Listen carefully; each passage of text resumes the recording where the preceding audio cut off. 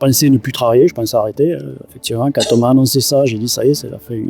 C'est la fin, quoi, je fais plus rien. Et puis en fait, non, voilà, j'ai pris le dessus. Puis bon, quand on passe un mois à l'hôpital, c'est vrai qu'on a un mental après, voilà, qu'on passe par toutes ces étapes, hein, en fait. C'est sûr. On a un mental assez fort, donc voilà, on a envie de vivre. Donc il y en a beaucoup qui règlent à l'œil, qui me disent ouais, mais je règle à l'œil, c'est pareil. En fait, l'œil humain, au niveau des couleurs, on est vraiment très très très limité, on va dire. Hein.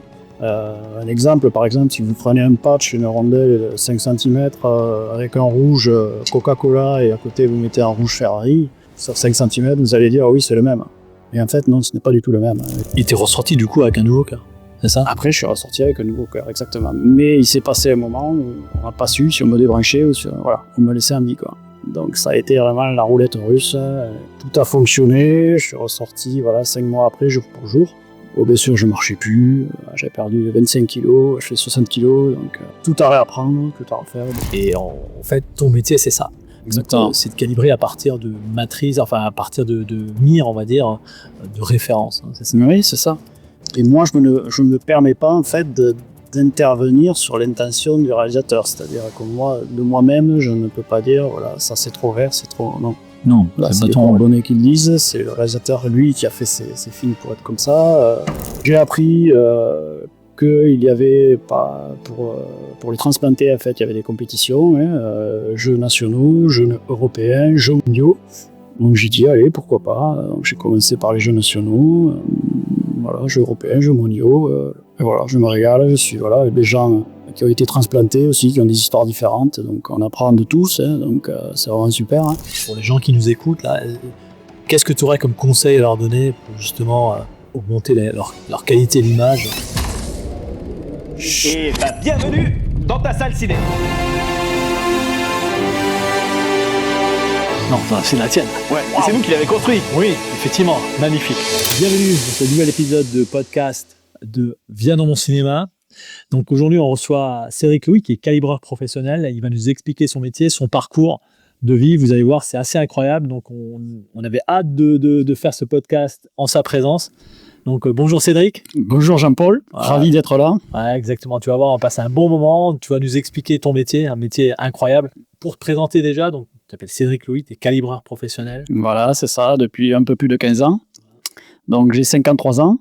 Et donc, tu as l'accent du Nord, je crois. Hein. Voilà, c'est ça. Ouais. Exactement. Donc, ouais, tu habites dans quelle ville? Tu habites dans le sud de la France. Hein. Oui, à Albi. À Albi. Ouais. Voilà. Je suis natif d'Albi et j'habite à Albi. Ouais, tu quitteras jamais Albi. Comme moi, la région Lorraine que j'affectionne tant. Tu vois, il pleut dehors. Hein. Oui, j'ai bien vu, oui.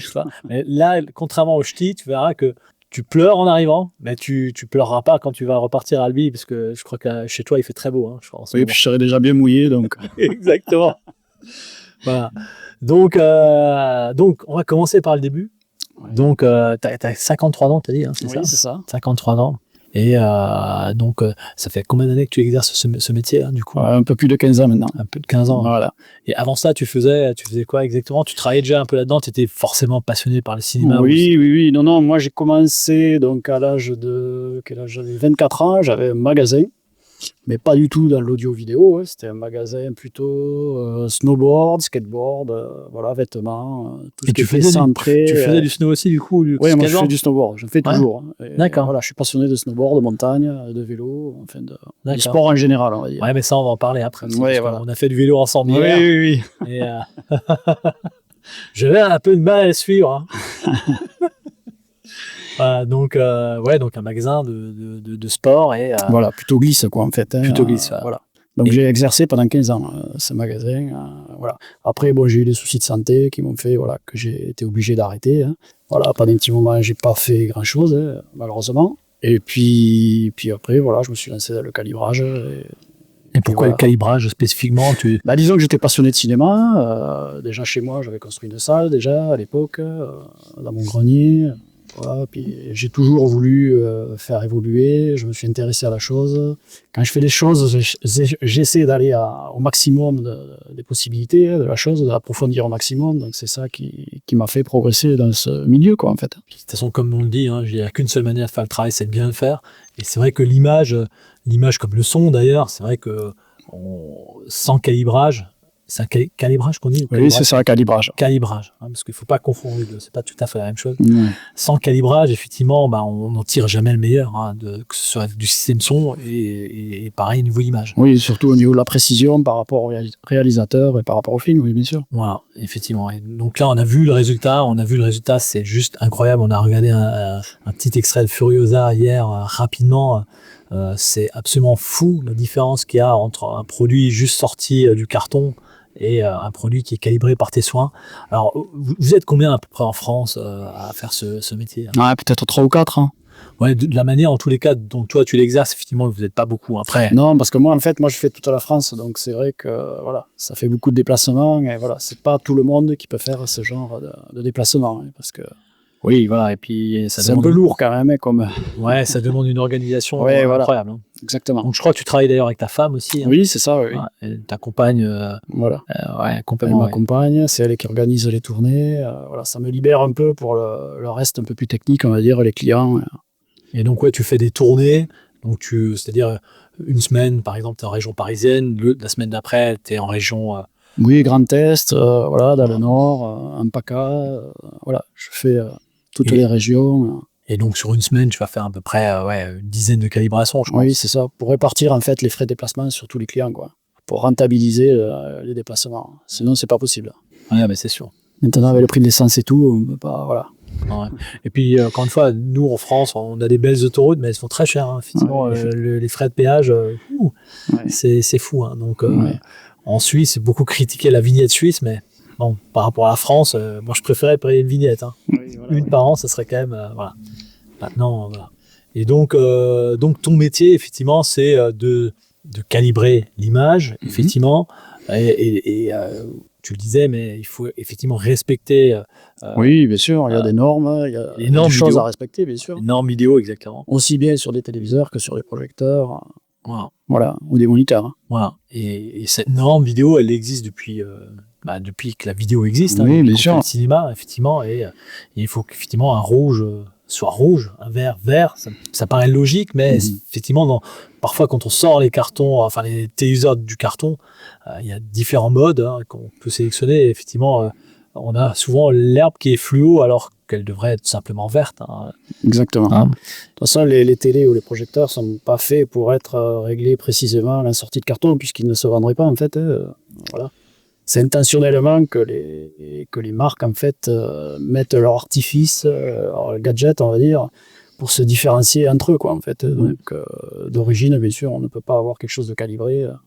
Ouais, ils exagèrent toujours l'un par rapport Voilà. à l'autre. Bon, il y en a qui sont moins pires que d'autres, on va dire, mais il y a trop de choses qui influent sur l'image finale, donc on ne peut pas faire ça en usine. Beaucoup de gens me le demandent, me disent, oui, pourquoi ils ne le font pas?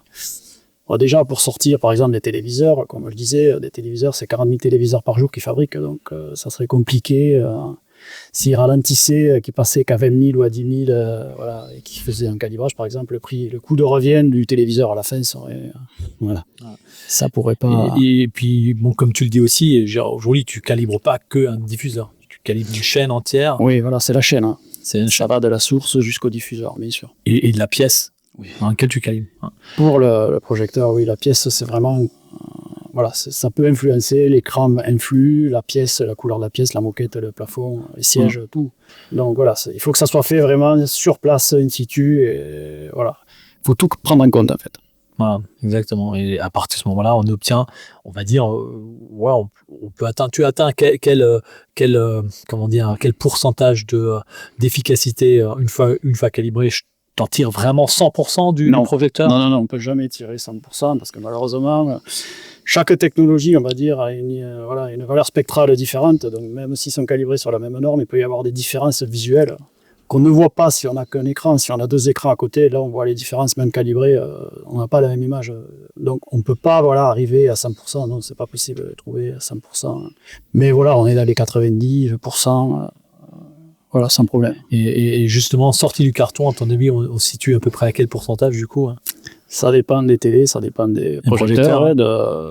Mais en fait, comme le calibrage, c'est des coordonnées, en fait. Donc si on n'est pas sur les coordonnées, on n'est pas calibré. Donc voilà, donc on va dire, oui, on a Maintenant, les marques de télé ou de Projo, sorties de carton, voilà, ça marche très bien, hein. Mais on n'aura jamais l'image qu'a fait le réalisateur. Non, ça, c'est pas possible. C'est impossible.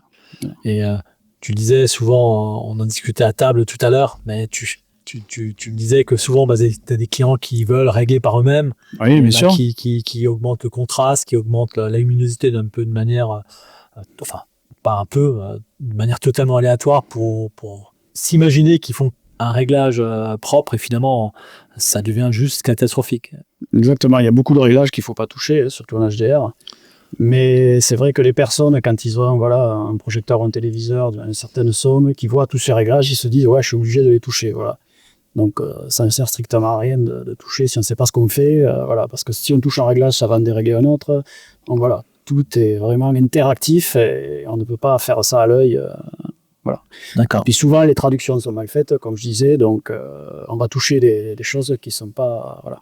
Ouais, effectivement, le qui menu correspondent pas à ce qu'on veut régler, en fait. parce que c'est vrai que le menu anglais, donc Exactement. l'origine, il est parfaitement... Voilà. c'est un langage universel et quand on le traduit en français, certaines marques vont le traduire de manière un peu Voilà, aléatoire. aléatoire et ça puis, correspond. voilà. Les gens, quand ils voient marquer luminosité, pour eux, la luminosité, c'est le blanc, hein, donc c'est complètement l'inverse. Donc, il y a des règles complètement à l'écran, quoi, en fait. Ouais, ça j'ai pu remarquer à plusieurs reprises. Voilà. Il y a plusieurs clients déjà qui m'ont dit ouais, là j'ai réglé l'image, qu'est-ce que t'en penses? Je dis s'il est éteint le téléviseur, l'image sera plus belle. Et, il faut, effectivement, il faut. Non, puis le SDR, voilà, le 709 ou le 2020 ou l'HDR par exemple, ce n'est pas du tout le même processus de calibrage ni les mêmes normes, donc il ne faut pas régler de la même façon les deux, en fait. Voilà. D'accord. Une est une valeur relative, l'autre absolue, donc ça n'a strictement rien à voir. Ouais, c'est sûr. Et puis c'est vrai que, en tous les cas, c'est vrai que l'HDR aujourd'hui a révolutionné quand même, je trouve, de manière générale, la vidéo. Alors, on a forcément besoin de plus de luminosité, on a besoin d'écrans qui soient également capables de limiter la perte de luminosité. Donc on a des écrans techniques, effectivement. Bon, on va pas rentrer dans le sujet, mais on le débat là. Mais clairement aujourd'hui, l'idée c'est quand même d'avoir des écrans où on a un gain au minimum de 1, ce que tu conseilles en tous les cas. Pour... disons que pour une salle dédiée, oui, l'idéal c'est un gain de 1 dans une pièce noire. Hein. Bon, après, voilà.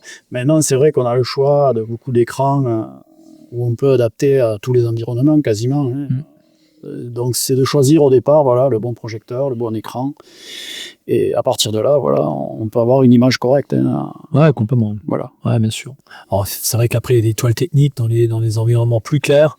Là, tu conseilles quoi plutôt comme écran pour donner justement 2-3 petits conseils sur un écran par exemple, une intégration dans un salon avec une ambiance relativement claire, les murs blancs, tout ça. Oui, bon, déjà, oui, effectivement, il faut un écran technique. Après, le gain est important. Suivant le projecteur que l'on va acheter, le niveau de noir qu'il a, on va choisir l'écran en conséquence.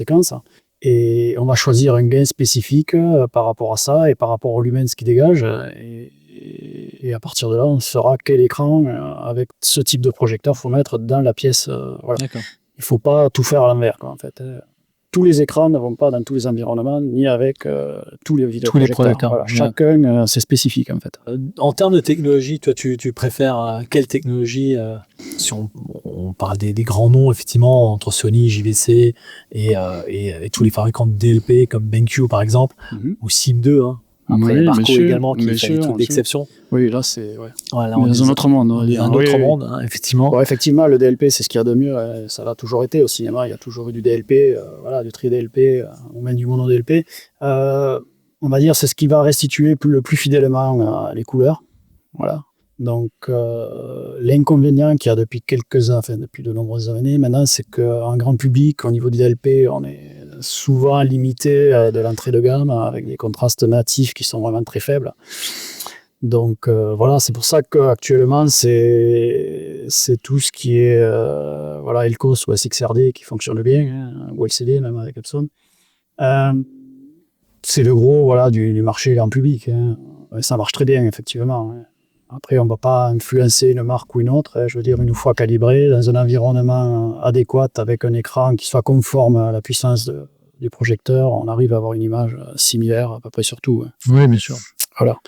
Mais après, encore une fois, chaque marque voilà, ils mettent leurs pattes, donc d'origine, il y a certains qui préfèrent, voilà, mais après, une fois calibré, on arrive à équilibrer tout ça.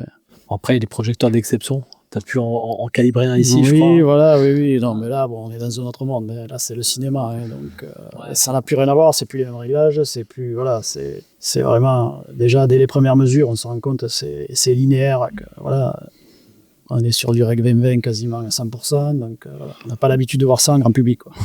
Oui, c'est sûr. C'est clairement, c'est ce qui justifie aussi la différence de prix, on va dire. Oui, exactement. Clairement. Après, c'est vrai que la qualité de fabrication, elle est. Oui, les composants, elle est sont incroyable triés, aussi. voilà, tout est de haute qualité. Ouais, c'est sûr.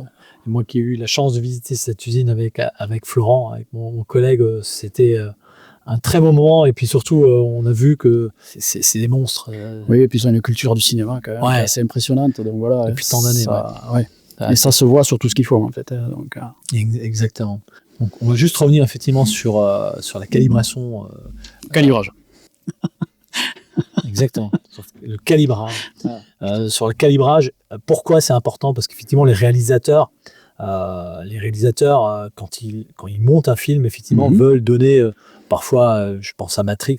Oui, voilà, c'est le premier vraiment. Celui-là, c'est vraiment l'exemple type. L'exemple type, exactement. Où la trame, elle est verte quand il est dans la matrice et plutôt neutre quand il n'est pas dans la matrice. Voire bleu. Voilà. Exactement. Bleuté. Et donc si effectivement on va juger que cette image elle est trop verte et qu'elle est donc fausse, on va rééquilibrer les couleurs. Ça va pas du tout être bon quand on va passer sur un autre film. Donc l'idée, c'est effectivement de respecter ce que le réalisateur a voulu retranscrire dans le montage qu'il a créé. Et en fait, ton métier, c'est ça. Exactement. Donc, c'est de calibrer à partir de matrices, enfin à partir de mires, on va dire, de référence. C'est ça. Oui, c'est ça. Et moi, je me permets pas en fait d'intervenir sur l'intention du réalisateur. C'est-à-dire que moi, de moi-même, je ne peux pas dire voilà, ça c'est trop vert, c'est trop non, voilà, c'est les coordonnées qu'ils disent, c'est le réalisateur, lui, qui a fait ses films pour être comme ça, il veut faire passer certaines intentions, donc c'est... voilà. Ouais, la déontologie ne me permet pas de faire ça. Ouais, et donc toi, ton métier, c'est de générer des mires standards, de calibrer les patchs, bien sûr. Par rapport à ça, et à partir de là, on aura un rouge qui sera rouge, un vrai rouge, voilà, et un vrai vert. Les matchs de foot, quand vous allez les regarder, ils sont pas vert fluo. Exactement. Non, parce que si vous voulez, au niveau de... Il y en a beaucoup qui règlent à l'œil, qui me disent « Ouais, mais je règle à l'œil, c'est pareil ». En fait, l'œil humain, au niveau des couleurs, on est vraiment très, très, très limité, on va dire. Un exemple, par exemple, si vous prenez un patch, une rondelle 5 cm avec un rouge Coca-Cola et à côté, vous mettez un rouge Ferrari, sur 5 cm, vous allez dire « Oui, c'est le même ». Mais en fait, non, ce n'est pas du tout le même. Les coordonnées sont complètement différentes. Et en fait, c'est ça le calibrage. C'est vraiment avoir les coordonnées vraiment spécifiques vraiment la couleur native qu'il a voulu. Ouais, c'est ça. C'est exactement ça. Voilà. Donc, d'où l'intérêt, effectivement, de faire appel à tes services. Donc, en tous les cas, tu es un grand passionné de cinéma, je crois, parce que tu es tombé dedans quand tu étais petit comme moi, un peu. D'ailleurs, c'est quoi le premier film que tu es allé voir au cinéma, par exemple? Moi, c'était La Chèvre. Moi, au début, quand j'étais gamin, c'était plutôt des dessins animés. Donc voilà, non, après, moi, je me souviens du premier Star Wars, bien sûr, j'ai vu au cinéma, moi, quand c'est sorti. Oui, mais moi, c'est pareil. Non, après, effectivement, mon tout premier film, je m'en souviens avec mes parents qu'on allait voir. C'était tout jeune, c'était La Chèvre, je crois, un truc comme ça. et donc, t'es passionné de cinéma, et c'est ça qui t'a forcément amené. C'est quoi tes films emblématiques, tes films préférés? Il y en a certains que tu regardes de temps en temps, plusieurs fois. Oui, moi, mon film préféré, c'est Le Seigneur des Anneaux. Voilà. J'adore aussi. J'ai vraiment eu une claque quand j'ai vu. J'avais lu les livres, bien sûr, mais vraiment le film, ça a été vraiment. Ouais. Et depuis, j'ai du mal à vibrer, pour un film vraiment autant que ça, quoi. Je trouve que je trouve de manière générale, effectivement, il y a après des films emblématiques. Là, on a vu Furiosa qui, moi, comme j'ai été effectivement marqué par ma jeunesse, par Mad Max. C'est Mad Max 2, oui, aussi, ça a été un de mes films à l'époque. Et c'est vrai que, clairement, comme je le dis, Furiosa, je trouve, c'est vraiment du vrai cinéma. Oui. Vraiment, je trouve que c'est assez incroyable au niveau des de ce qu'il a fait là, c'est juste magistral. Et clairement, comme toi, je trouve aussi que moi, les Seigneur des Anneaux, c'est vraiment quelque chose qui m'a profondément marqué. Et comme toi, derrière, bon, je restais un peu sur ma faim sur certains autres films parce qu'ils avaient mis la barre tellement haut à l'époque, c'était incroyable. Oui, en plus, c'est bien plus qu'un film, quoi. Je veux dire, vraiment, l'histoire, on dirait qu'elle est réelle, quoi. Je veux dire, il y a beaucoup de gens qui discutent de ça, ils me disent, voilà, on croit que ça existait, quoi. En fait, vraiment, c'est... Puis les personnages, la profondeur des personnages, l'histoire, c'est vraiment...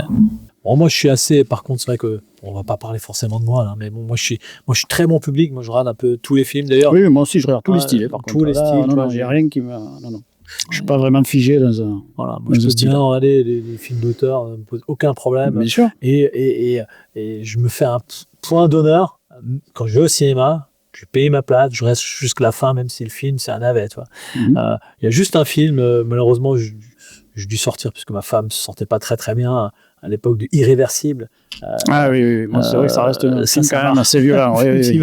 C'était assez impressionnant la manière dont c'était filmé. C'était un peu, mais je trouve que c'est dans le même esprit. Moi, j'ai vu dernièrement, il y a quelques temps, Midsommar. Je m'attendais pas à ça, quoi, en fait. Quand je l'ai vu, je m'en doute. C'est assez violent, quand même. Ouais, c'est clair. Mais, voilà. J'ai quand même bien aimé sur le fond, quoi. En fait, la réalisation, j'ai quand même trouvé ça... En fait, c'est ça. Je trouve que souvent de rester jusqu'à la fin, ça te permet de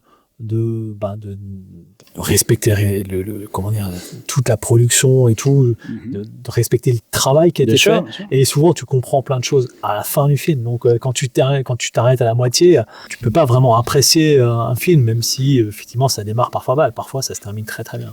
Parfois, ça termine aussi en moudin, c'est sûr.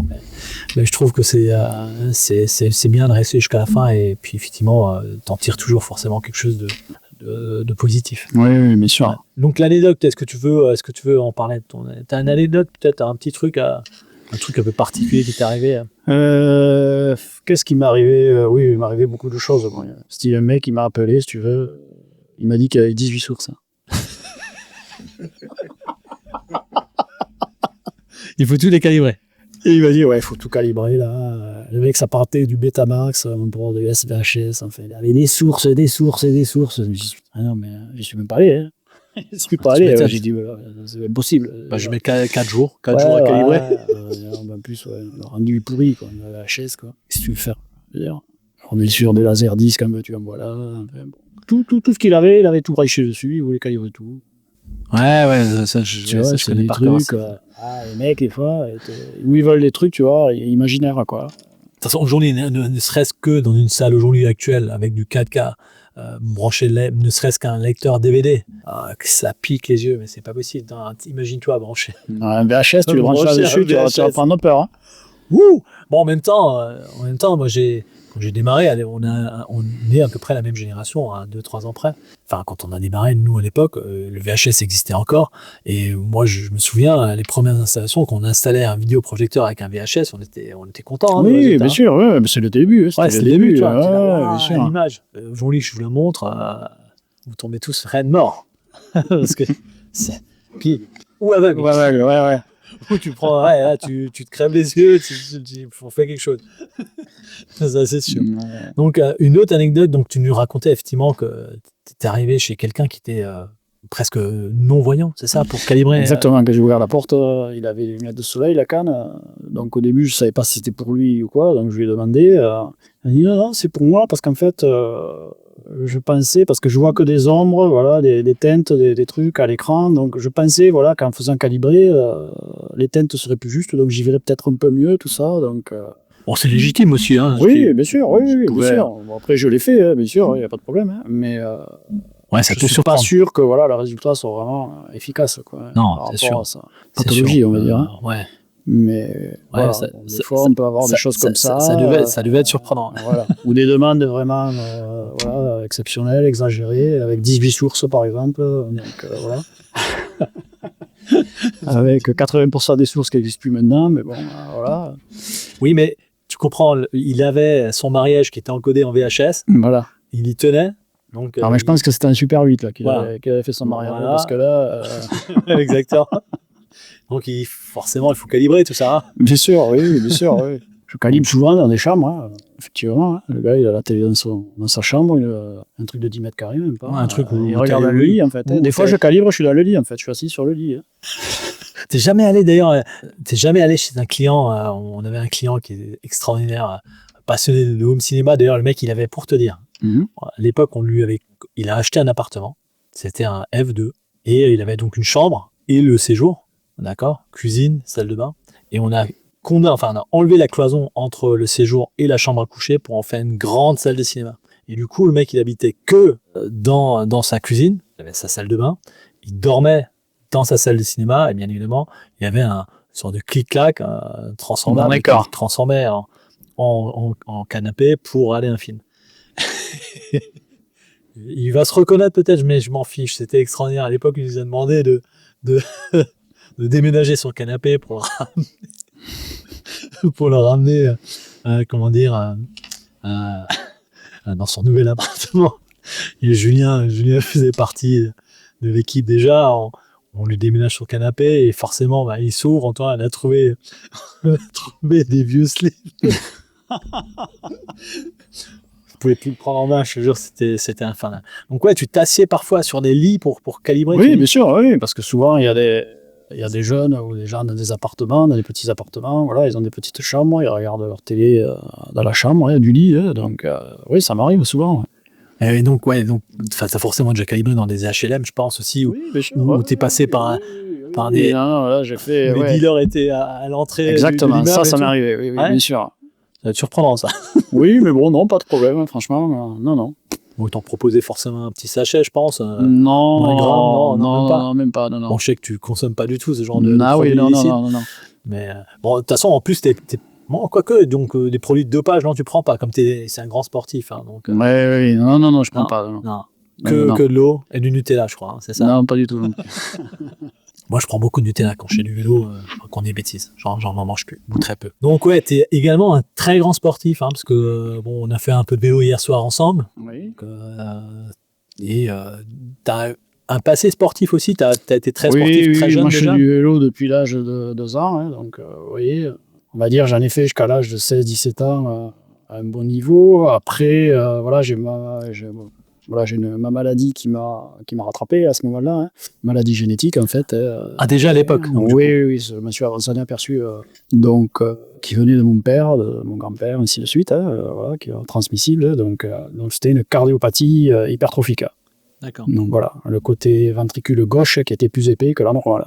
Donc en fait, plus il s'épaissit, plus après il y a des risques de désynchronisation du côté droit et gauche à l'effort et qui va perturber le cerveau, l'oxygénation du cerveau oui, d'accord. Voilà, et du sang, voilà. Donc à ce moment-là, voilà, j'ai arrêté plus ou moins le sport. Hein. Donc au début j'étais sous traitement et après voilà, à l'âge de 29 ans exactement, j'ai eu mon premier défibrillateur dans la poitrine. Donc c'est un appareil en fait qui se déclenchait quand j'avais des crises de tachycardie en fait, qui envoie des chocs et qui permet de remettre le cœur, voilà, qui remet en place. Donc j'en ai eu 7 défibrillateurs donc jusqu'à l'âge de 49 ans. Et à la fin, le défibrillateur malheureusement ne suffisait plus, quoi. Puisque en fait il choquait en permanence, donc c'était plus possible, je ne pouvais plus rien faire. Hein. C'est-à-dire je marchais 2 mètres, ça choquait, voilà. Et donc qu'est-ce qui se passe justement quand ça choque là? C'est quoi les symptômes? Les symptômes c'est énorme. Hein. Ouais, je m'en doute. Ouais. On prend, je sais plus l'équivalent que ça peut faire, je crois 400 joules, je crois, c'est la valeur, prendre le cœur. C'est simple quand ça m'est arrivé, la première fois j'ai eu une rage rythmique, j'ai vidé le défibrillateur, donc j'ai pris 150 chocs. Quand tu es allongé par terre, tu décolles du sol en fait, sur l'impact. Donc tu peux voir ce que ça peut faire au niveau. Parce qu'en principe, en fait, le défibrillateur, c'est surtout quand on perd connaissance, parce que quand on fait une tachycardie, on perd connaissance, plus ou moins. Et là, à ce moment-là, il choque, donc on le sent pas trop en fait, puisqu'on est inconscient. Mais moi, le problème, c'est que à part 2 syncopes que j'ai fait, sinon après je perdais pas connaissance, donc je prenais tous les coups et je le ressentais. Ouais. D'accord. Et là après ça a des répercussions sur le système nerveux et surtout quoi, c'est vraiment compliqué quoi. Ah, je m'en doute. Donc voilà, à l'âge de 49 ans, ça pouvait plus aller plus loin. Après plusieurs opérations, en essayant de me brûler les endroits, disons, qui déclenchaient tachycardie, mais comme c'était génétique, ça repoussait à côté, donc aucun intérêt. Hein. Donc à partir de là, chez un client justement, à Toulouse, en sortant de chez le client, je suis tombé. Ouais. J'ai eu quand même le réflexe, je me suis assis quand j'ai vu le cœur qui partait en tachycardie, d'appeler la clinique, et puis ils sont venus me chercher. Je leur ai dit où j'étais, ils sont venus me chercher. Et donc ça, c'était en octobre 2019, et je suis ressorti de l'hôpital en mars 2020. Voilà. Avant le Covid.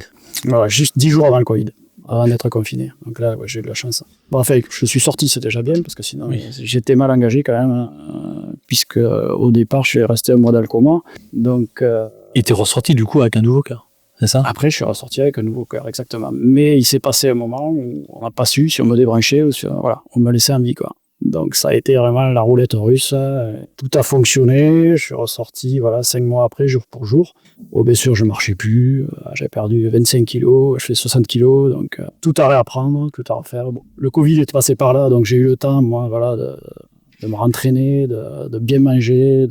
Et te voilà 4 ans plus tard. 4 ans et demi plus tard. En pleine forme. Voilà. Donc j'ai retravaillé 8 mois après. Je pensais ne plus travailler, je pensais arrêter.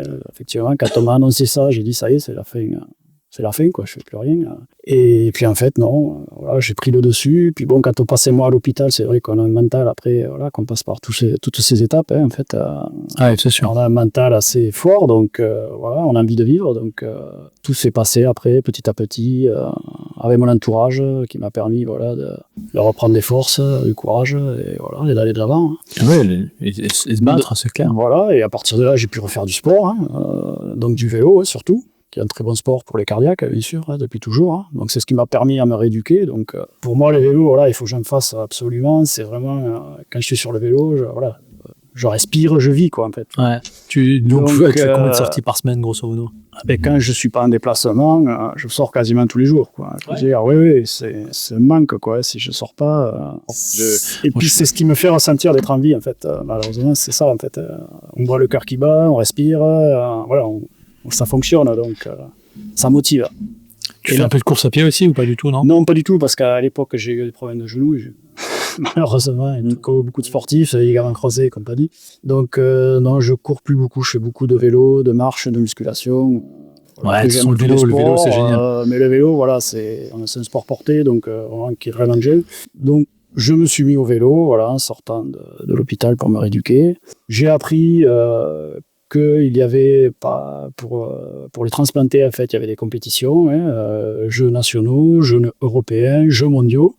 Donc j'ai dit allez, pourquoi pas. Donc j'ai commencé par les jeux nationaux, jeux européens, jeux mondiaux. Et je me régale. Je suis avec des gens qui ont été transplantés aussi, qui ont des histoires différentes. Donc on apprend de tous. Donc c'est vraiment super. Hein. On est vraiment une communauté, en fait. Et voilà, donc maintenant je fais du sport, je vis normalement. J'ai un traitement, bien sûr, mais on s'habitue vite, et on s'entretient, on mange pas n'importe quoi, on fait un peu de sport, et puis voilà. Bon, on a quand même bu une bière ce soir. Hein. Oui, mais occasionnellement, tant que c'est pas une habitude, on peut faire. Hein. Bon, bien sûr, je fume pas, ça c'est sûr. C'est vraiment. Ça, c'est inutile. Mais bon, c'est vraiment une bière de temps en temps, si on n'en abuse pas, c'est extraordinaire. Oui, bien sûr. Ouais, plaisir. Oui, bien sûr. Il faut garder les plaisirs quand même. Ouais, non, on vit pour ça quand même. Donc, exactement. Et donc tu championnat du monde, championnat d'Europe, championnat d'Europe, le dernier que j'ai fait, c'était à Lisbonne, sur le circuit d'Estoril. Donc il y avait un contrat à montrer de course en ligne. Donc sur les deux, je finis 3e de ma catégorie. Donc 3e européenne. Donc, c'est parfait, ça. Un cœur-poumon. Félicitations. Cœur-poumon, voilà.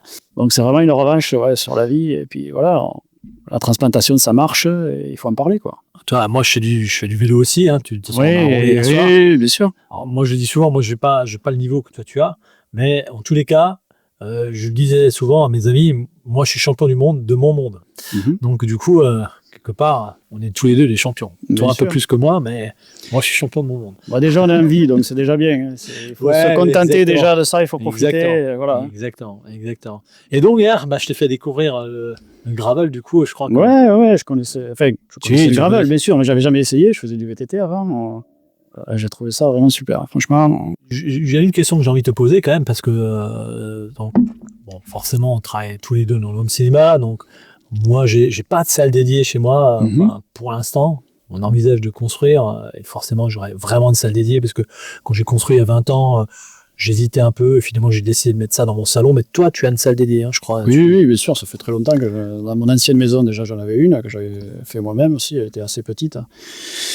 Et là, maintenant, oui, j'ai refait une salle spécifique dans les règles de l'art. Voilà. C'est moi qui l'ai fait pour la plupart. Hein, mais après, voilà, il y a d'autres intervenants qui m'ont aidé. Hein. Ouais. Et voilà, mais bon, voilà, c'est un réel plaisir, quoi. Alors, en termes de matériel, qu'est-ce que tu as, toi, personnellement? On va parler de marque, là, effectivement, 2 secondes. Mhm. Mais donc, toi qui a comment dire, quoique tu as des problèmes de vue, hein, on avait parlé de ça. Oui. Si, on a les mêmes problèmes de vue, Oui, on est tous les oui. deux un kératocone. Kératocone sur les 2 yeux. Ouais. Voilà, exactement. Ouais. Toi, tu l'as corrigé avec une greffe, je crois. Moi, j'ai une greffe des de la lunettes. cornée gauche, oui. Voilà. Et des lentilles. Hein. Mais bon, tu as quand même comment dire, une vision qui est quand même extrêmement affûtée, maintenant, Ouais, on va dire, oui, bien sûr. clairement, avec toutes les calibrations que tu as faites. Mais donc, chez toi, tu as quoi comme vidéoprojecteur? Parce que ça m'intrigue quand même. Disons que moi, je tourne souvent, en fait. Les projecteurs que j'ai chez moi, bon, c'est une petite salle, hein, c'est pas une très grande salle, donc voilà, j'ai un écran de 2,80 m, un de 35, donc voilà, j'ai pas besoin non plus d'avoir 10 000 lumens. Donc j'ai eu à peu près tout, en fait. Moi, tous les 3 mois, en fait, j'essaye de changer. Ah, d'accord. Parce qu'en fait, moi, le but, c'est que je connaisse tous les projecteurs Oui, aussi, oui. et les menus de tous les projecteurs. Voilà, mon but, c'est ça. Donc, je change relativement souvent et j'essaye tout chez moi. Après, je fais des tests pour des sites, voilà, ou pour des marques, ouais. voilà, sur des télés, voilà, donc ça me sert aussi pour moi. Hein. Et donc voilà, je change vraiment souvent. Bon, actuellement, j'ai un Sony XW5000, donc j'ai eu un peu tout, toutes les marques, tous les modèles. Voilà. Mais tu as forcément aussi un processeur, je pense. Hein, parce que Oui, bien sûr. quand Oui, même- ben ça, c'est vrai que voilà, maintenant, les processeurs, ça compense pas mal de choses, on va dire. Et on n'a peut-être plus besoin d'avoir des projecteurs très très haut de gamme.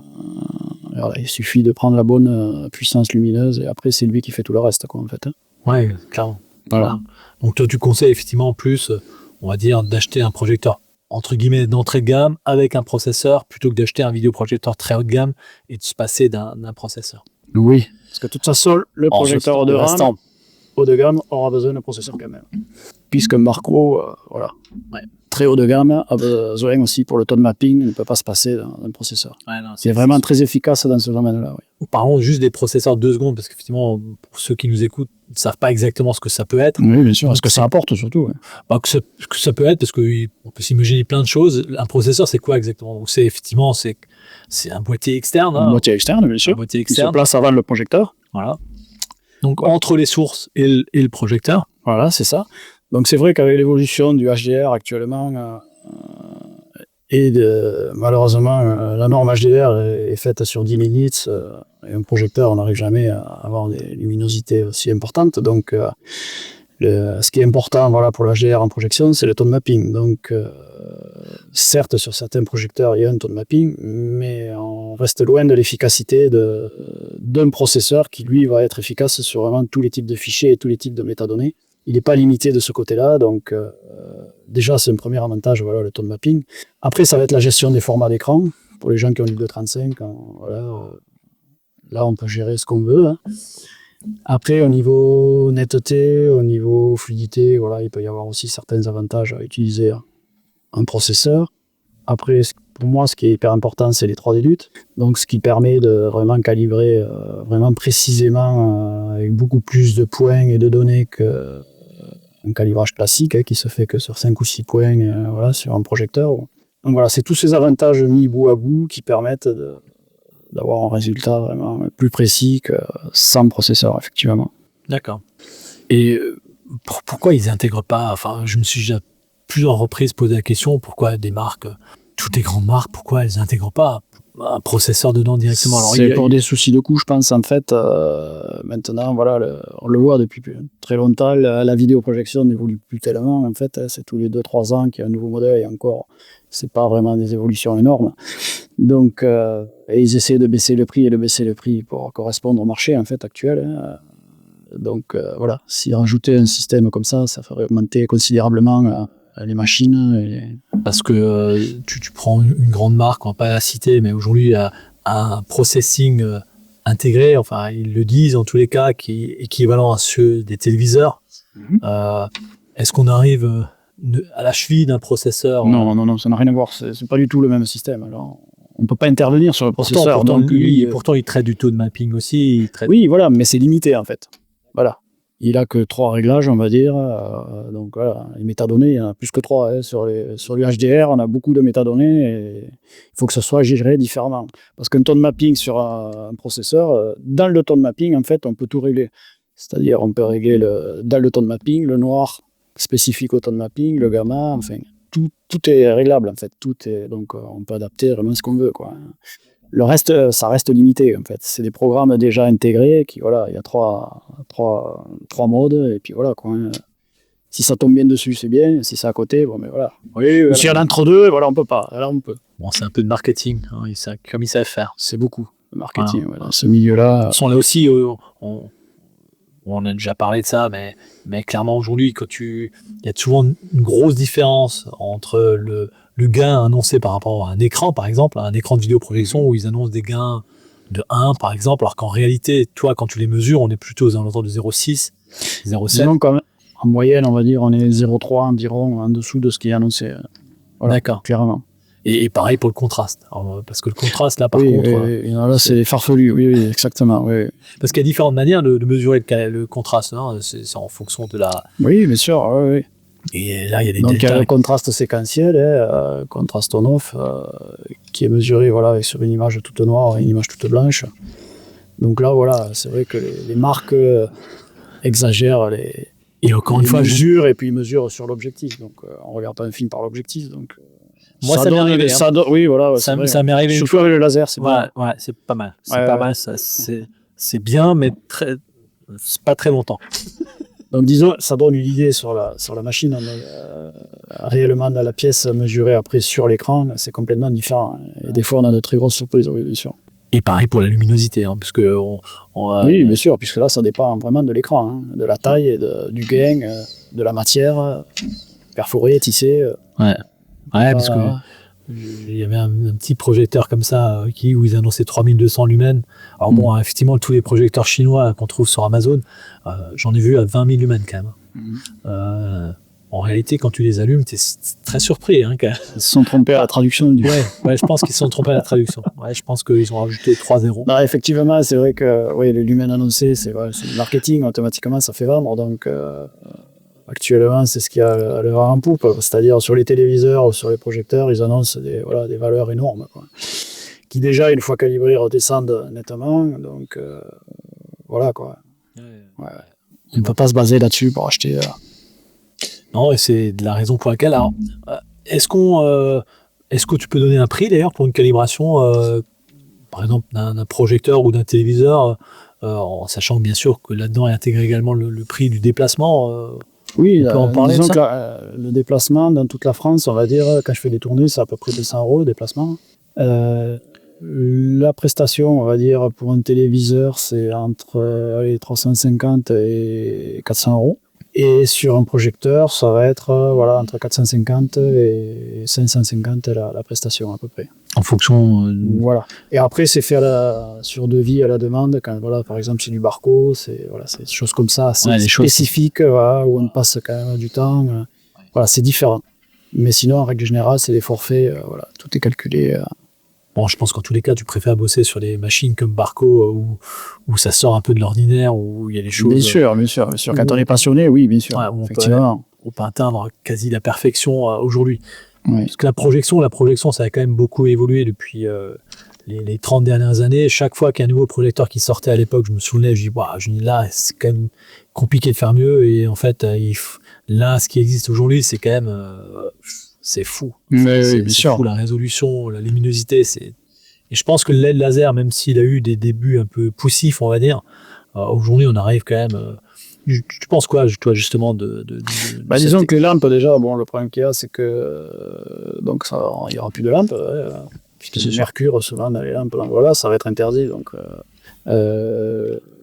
tous les lasers qu'on trouve actuellement, c'est très bien, il n'y a pas de raison. c'est vrai que des fois, bon, voilà, les vendeurs abusent du langage en annonçant des nombres d'heures impressionnantes. Hein. Et malheureusement, les gens, après, ouais, ils constatent que voilà, c'est pas vraiment ce qui est annoncé au départ. Donc, il faut faire attention. En fait, la source lumineuse laser, oui, effectivement, ça peut durer longtemps, même si ça faiblit quand même tous les ans. Hein. Mais tout l'intérieur, toute la conception du projecteur sont toujours les mêmes. Hein. Donc, tout ce qui est matrice, voilà. Et à cette usure-là, c'est pas la même. Hein. C'est pas la même durée que le laser, la source lumineuse. Donc, voilà, il faut faire attention à ce niveau-là, quoi. Mais sinon, c'est très très bien, oui, bien sûr, effectivement. Bon, en termes d'homogénéité d'éclairage, on est quand même meilleur aujourd'hui sur du laser que sur les lampes à... Ça, ouais, pas forcément, non, parce que maintenant, pour atteindre des valeurs, des espaces colorimétriques très larges, ils mettent des valeurs spectrales très étroites. Et c'est là que les problèmes de métamérisme et autres peuvent arriver, c'est-à-dire que quand tu regardes l'image en face, tu as une certaine couleur, quand tu la regardes un peu de profil, tu vas avoir une autre. Donc voilà, c'est ça qui est plus compliqué à l'heure actuelle alors que tout ce qui est DLP ou autre ont des valeurs spectrales beaucoup plus larges et qui souffrent moins de ce problème-là en fait. D'accord. Ouais, ça, ce soir, je me coucherai moins compte. Par contre, donc, tu t'es formé où exactement? Alors moi, je sais que il y a un formateur en France, mais je crois que aussi, toi, tu formais aussi, je crois, quelques personnes de temps en temps. Non. Moi, oui, il y a un formateur, c'est Julien Berry, dont j'ai passé, moi, en 2012 avec lui, j'ai passé la formation ISF. Après, j'ai passé la certification THX à Amsterdam, avec Greg Lowen, qui après... Donc, tu calibres aussi les systèmes audio, par conséquent. Oui. J'ai eu les formations, je le fais, oui. Bon, maintenant, je le fais de moins en moins parce qu'en fait, j'ai trop de travail avec l'image et ça me demande aussi beaucoup de travail, moi, de mon côté, parce que il y a le calibrage, mais il y a aussi à côté de se documenter, de progresser et de faire des choses. Voilà, moi, je me concentre vraiment sur l'image. Il y a déjà beaucoup de travail là-dessus, donc voilà. Mais oui, j'ai des connaissances en audio et en acoustique, bien sûr. Hein. D'accord. Ouais. Puis aussi par le fait de voir beaucoup de salles, beaucoup d'installations et de côtoyer beaucoup de gens dans le milieu. Donc voilà. Donc ouais, t'as fait la formation ISF. C'est une formation qui dure, je crois, une petite semaine. Hein, je crois, c'est ça. Oui, c'est sur 3 jours en principe. 3 jours. Ouais. Bon, de toute façon, après, ça t'apprend juste les bases. Exactement. C'est ce qu'il faut. Voilà, c'est ce qu'il faut. On apprend les bases et après, voilà, c'est vraiment l'expérience et vraiment la pratique. Voilà. Il faut qu'en fait, moi, le calibrage, pour moi, c'est un automatisme. C'est-à-dire que, voilà, je suis la continuité de mon PC, de la télécommande. Des fois, je regarde même pas l'écran, je sais quoi je suis, je sais ce que je bouge. Voilà. C'est vraiment, il faut vraiment pratiquer. C'est comme tous les sports ou quoi. Il faut pratiquer régulièrement, sinon on perd les acquis. Et puis, de toute façon, c'est vrai que, encore une fois, pour les gens qui nous écoutent, il est important qu'ils comprennent que aujourd'hui, calibreur vidéo, c'est pas avec l'œil que tu le fais, bien évidemment. Tu en juges à la fin, c'est sûr. Il y a une vérification, bien sûr. Mais il y a des sondes, il y a des sondes, c'est des coordonnées. Donc voilà, l'œil humain n'est pas assez précis, on va dire, pour faire quelques. Alors les sondes, tu les envoies régulièrement en tous les ans. Tous les ans. Surtout le spectro-radiomètre, c'est ce qui doit être le plus précis. Donc c'est lui qui va profiler le colorimètre. Donc c'est lui qui a besoin d'être vraiment rétalonné, une fois par an. Même s'il ne bouge pas trop sur les XY au niveau des couleurs, au niveau de la luminance Y, le grand Y, il bouge. Donc voilà, il faut quand même le faire étalonner tous les ans. Hein. Et voilà, après... Après, tu es générateur de mire. Voilà, générateur de mire, qui permet d'envoyer des patchs de diverses résolutions jusqu'à 8K ou différents formats, HDR, Dolby Vision, etc. Hein. Donc ça aussi, c'est hyper important. Hein. Et voilà, après, donc 2 sondes, PC, plusieurs logiciels suivant ce que je fais, l'application que je fais, ou 3D LUT, ou calibrage classique, manuel. Moi, j'ai juste une petite question à te poser. Si pour les gens qui nous écoutent, là, qu'est-ce que tu aurais comme conseil à leur donner pour justement, par exemple, augmenter leur qualité d'image d'une manière, je sais pas, qu'est-ce que tu aurais comme petit conseil à leur donner comme ça, gratuit? Bon, sur les projecteurs, c'est vrai que voilà, il n'y a pas grand-chose, même sur les téléviseurs, il n'y a pas grand-chose à faire. Souvent, maintenant, on a les modes filmmaker, qui enlèvent déjà certains paramètres d'origine qui étaient avant, on se retrouvait avec motion flow, une fluidité exagérée, une netteté exagérée. des couleurs trop froides. Voilà. Déjà, quand on se met en filmmaker, on arrive vraiment à s'approcher, on va dire, de la norme, hein, sans être vraiment précisément, mais déjà, on va dire, c'est potable, c'est regardable. Filmmaker, donc c'est le mode cinéma, c'est ça Oui, filmmaker mode, voilà, c'est l'intention du réalisateur, on va dire. Ouais. Voilà, ils ont mis ça, mais en fait, ils éliminent tous les artifices qu'ils rajoutent sur les autres modes standards, dynamiques, sport, voilà. Donc déjà, commencer par ça, déjà, et à partir de là, après, il faut affiner. Mais comme je vous ai dit, à l'œil, on ne peut pas faire grand-chose. Non, mais c'est sûr. Voilà. Donc luminosité, contraste, à la limite, en SDR, bien sûr. En HDR, moi, je conseille de quasiment rien toucher. Parce qu'il y a des valeurs de contournement qui sont déjà pré-réglées sur le téléviseur. Si on les modifie, on change le tone mapping. Donc voilà, c'est des choses qu'il ne faut vraiment pas toucher. Voilà, donc en tous les cas, toi, juste effectivement de rien toucher, souvent c'est mieux que de commencer à essayer de parce que tout est interactif, donc dès qu'on bouge en réglage, il y en a un autre qui va bouger, et puis voilà, là on ne voit pas forcément. Donc voilà. Après, c'est un cercle vicieux, on veut tout toucher, et là on ne sait plus où on en est, donc voilà. Voilà. Et d'où l'intérêt de faire appel à un professionnel, parce que oui, bien sûr, oui. C'est un vrai métier, et c'est vrai que quand on te voit calibrer, quand on voit l'expertise qu'il faut pour calibrer une image de manière professionnelle, c'est assez impressionnant. Et c'est que quand on te voit travailler qu'on s'en rend vraiment compte. Et je pense que tous les gens qui ont fait appel à toi pourront que le confirmer. Oui. Hein. Non, c'est vraiment une habitude. Il faut vraiment l'avoir. Voilà.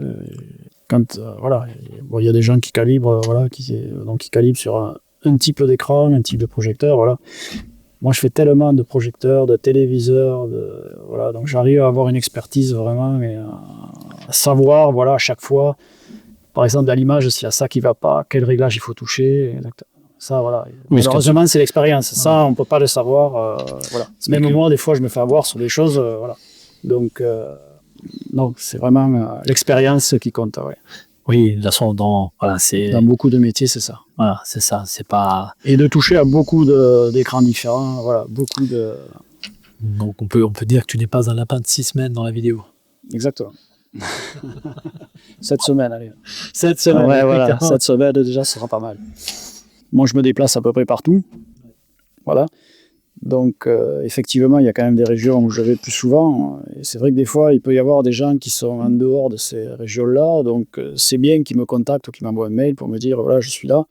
Parce que des fois, si je suis dans une région qui est à côté, je peux faire un détour et aller dans ce coin-là pour pouvoir oublier personne. Voilà, même si c'est à la campagne ou un peu retiré des grandes villes, je peux le faire aussi, quoi.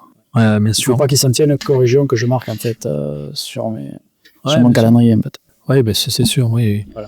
Parce que c'est vrai que pour aller à Paris, quand tu bosses en région parisienne du sud, tu prends l'avion ou bien tu montes en voiture systématiquement ? Non, je monte en voiture la plupart du temps. Oui, mais c'est ça qui est compliqué, en fait, la voiture. Voilà, Non, c'est sûr. De toute façon, après, tu n'as pas le choix non plus, malheureusement. Exactement, avec le matériel et tout. Voilà, les gens ne sont pas forcément au même endroit. Donc, voilà. Puis moi, j'habite dans le sud, la plupart, c'est dans le nord. Donc, voilà, c'est compliqué, ouais. Ouais, de toute façon, toi, comme quoi, on habite tous dans le nord. Les gens habitent dans le nord. Là où il pleut, c'est tellement plus agréable que la chaleur. Mais ce que j'ai remarqué aussi, bon, ça va l'expérience, mais bon, c'est vrai, c'est-à-dire que dans toute la partie nord de la France, ça fonctionne mieux, tout ce qui est calibrage et autres, que le côté sud, en fait. Parce qu'en fait, dans le sud, les gens font des loisirs plus d'extérieur. En fait. Ah oui. Alors que dans le nord, voilà, ils ont plus de salles dédiées, ils ont plus la télé, voilà, ils restent plus à l'intérieur, donc ça fonctionne mieux. Voilà. Ouais, dans la partie du nord. Bon, et sauf les gens du Nord qui ont une maison secondaire dans le Sud, eux, il leur faut des cinémas aussi, mais finalement, ils y vont pas. Voilà, non. Non, mais c'est vrai que, je te dis, nous l'hiver est très long. Hein, il fait très froid. Donc, on a souvent une cheminée, d'ailleurs, dans la je vous plains, c'est vrai que là... C'est un loisir, en tous les cas, qu'on adore. Hein. C'est vrai que le cinéma, comme je dis souvent, la seule manière de revoir un film dans les mêmes conditions qu'au cinéma, c'est d'avoir un cinéma chez soi, toi. Oui, bien sûr. Alors, bien sûr, aujourd'hui, avec les séries, bon, il n'y a pas d'autre solution que de le regarder chez soi, mais si tu regardes ça sur un téléviseur 82 cm, bon, il y a des séries qui méritent vraiment une belle image et de grande taille, un son digne de ce nom. Et si tu n'as pas de salle de cinéma dédiée chez toi, bon, c'est quand même beaucoup plus fade. Et regarder un film qui est passé au cinéma, Furiosa par exemple, pour les gens qui l'ont pas vu au cinéma, regarder ça sur un téléviseur même de 55 pouces chez soi, waouh, c'est pas possible, toi. Enfin, je m'imaginerais pas faire ça chez moi comme ça. Donc avoir une salle de cinéma dédiée, je trouve c'est vraiment quelque chose d'exceptionnel. Et bien sûr. les clients qui ont la chance d'en avoir une en profitent énormément. Oui, C'est oui, sûr. c'est bien, effectivement. Bon, même si maintenant, c'est vrai que la tendance des télés, c'est vraiment les grands écrans. Hein. Mais c'est vrai qu'on n'a pas la même immersion sur un téléviseur que sur un projecteur, en fait. Ouais, même s'il y a quelques marques là, qui viennent sur du très grand téléviseur. Oui, Sur bien sûr. 98 pouces, ça commence maintenant. 98, 115 pouces. 115 pouces. Voilà, c'est... 163 aussi, je crois, Ouais. chez un fabricant chinois hein, qui Ouais. était annoncé là, je crois, qui allait sortir 5 minutes, hein, tu m'avais dit. Ouais, 6005 même maintenant. Pouah, on arrive à des 6500. choses vraiment C'est fou. spectaculaires. Ouais. Bon, bah écoute, je crois qu'on a fait le tour. Oui. Ça m'a fait super plaisir de te recevoir aujourd'hui. Donc là, ils ont prévu, là je viens de regarder la météo, là, ils ont prévu de la pluie. D'accord. Donc je t'invite à aller faire un petit tour en vélo là. Tu vas Ouais. voir, sous la pluie, c'est une ambiance toute particulière. Ça va te Ouais, plaire. c'est j'en suis super. sûr. Hein, et puis il va bientôt faire nuit en plus, donc on va mettre la frontale, le casque. On va faire un petit tour en vélo, tu vois, tu vas adorer. Allez. Donc en rentrant chez toi dans le sud, tu vas non seulement acheter un gravel, mais en plus tu vas acheter les luminaires pour rouler de nuit, tu vas voir. Ouais. Bon, un kawaii, t'en auras pas besoin. Non, moi encore, j'en ai pas besoin. Voilà. Merci beaucoup Cédric. Merci à toi. Hein, c'est super sympa parce qu'on en a appris énormément sur ta profession, sur toi, Oui, bien sûr. et on a pu mettre un peu plus d'humain dans le métier, toujours un peu trop, Oui, un bien peu sûr. trop professionnel. Voilà. Ouais, ouais. On reste Merci. des humains. Exactement. Merci à toi. Bon bah à très bientôt les amis. À C'est bon bientôt.